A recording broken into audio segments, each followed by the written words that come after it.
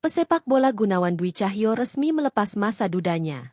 Gunawan Dwi Cahyo resmi menikahi seorang wanita bernama Alia Nabila. Pernikahan pasangan ini digelar pada Sabtu, 5 Juli 2025, di sebuah hotel mewah di Bogor, Jawa Barat. Menilik Instagram story Gunawan Dwi Cahyo, pernikahan digelar secara outdoor. Pasangan pengantin mengenakan baju pengantin khas Melayu berwarna putih. Pernikahan pasangan ini digelar secara private. Kabar pernikahan pasangan ini sempat mengejutkan publik. Hal ini lantaran Gunawan Dwi Cahyo belum lama bercerai dari Okky Agustina karena berselingkuh. Kan putusan cerai itu di Januari 2024. Nah terus saya itu pun jarang pulang ke Bogor. Baru-baru pulang terus ada meeting di salah satu SSB karena saya di situ.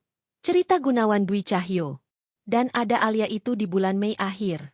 Baru kenal dan ada ngobrol-ngobrol, dan mulai ada tektokan itu seringnya di bulan Agustus. Jadi, sudah cukup lama dari perceraian.